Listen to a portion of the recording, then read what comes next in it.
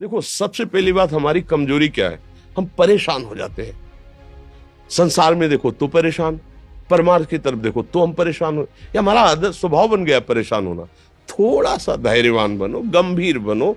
कोई इस भारी से भारी विपत्ति में परेशानी स्वीकार करके विपत्ति से थोड़ी निकला जाता। सुलझो, ठीक है, ये विपत्ति आई, समस्या आई, इसका समाधान होगा। ऐसा थोड़ी कि हमें नष्ट कर देगी। अगर अभी हमारी बड़ी हानि हो जाती है, हम कल इससे बड़ा लाभ प्राप्त कर सकते हैं। हमको एकदम बिल्कुल गंभीर रहना है, इतने कमजोर नहीं बन जाना। अब वो गए तो क्या होगा, अब वो वस्तु गई तो क्या, पद गया तो क्या होगा। प्रयास किया था, ये पद मिला था, इससे बड़ा पद प्राप्त करूंगा, मैं इससे बड़ा महान बनूंगा। ठीक है, एक बार गिर गया, गलती हो गई, दंड भोगूंगा, फिर इससे ज्यादा संयम में रहूंगा। बिल्कुल मतलब एकदम फ्रेश दिमाग रखना चाहिए। पर अपने लोग क्या है, जरा सी बात में एकदम पचड़ा कर लेते हैं, एकदम कमजोर हो जाते हैं। ये बिल्कुल ठीक नहीं है। हम जीवन भर की यात्रा की बात कह रहे हैं, भारी से भारी कष्ट में भी मुस्कुराना, तो हमें बल मिला है, हमें भगवान की कृपा का दर्शन हुआ है, हमें उनका दुलार दिखाई दिया है। अगर ऐसे तो भाग जाते, फिर परमार्थ में थोड़ी चलना होता है। आज जो आप सुन करके लाभ लेने की चेष्टा कर रहे हो ना, ये केवल प्रवचन नहीं है, ये जीवन है। अगर ये जिए ना होते ना, तो ये इसका प्रभाव नहीं पड़ता, फिर वाणी का प्रभाव नहीं पड़ता। हम इसीलिए कहते हैं, जैसे आप लोग एकदम परेशान हो जाते हैं जब बोलो, क्या हमसे ज्यादा परेशानी होगी?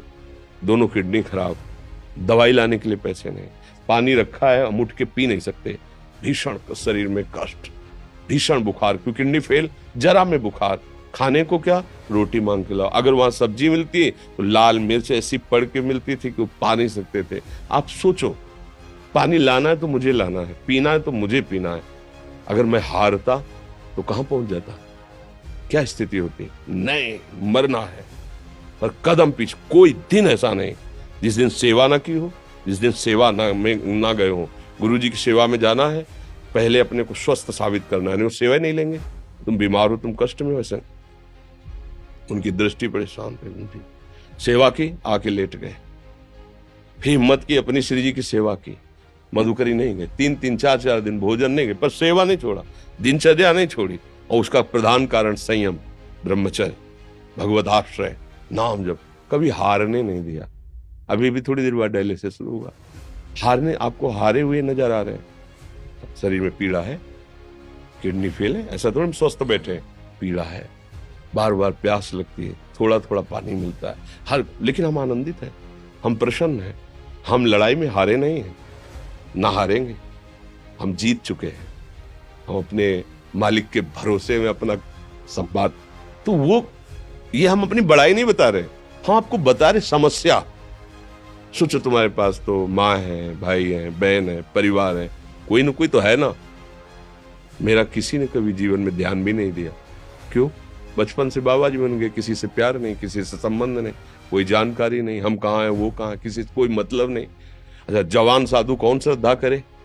कभी गांव जाने की हिम्मत नहीं पड़ती कि रोटी मांग ले, पता नहीं लोग क्या सोचेंगे, क्या भावना कर ले। हम दरवाजे पे खड़े हैं, क्या कैसी भाव, जो हमारे सामने आकाश वृत्ति से आया यौवन अवस्था में, वही पाया, अन्यथा भूखे रह गए।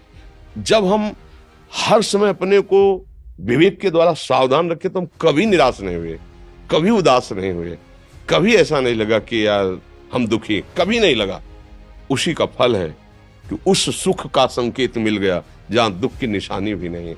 वही उसी के बच्चे हो, हम सब उसी धातु से बने हुए हैं।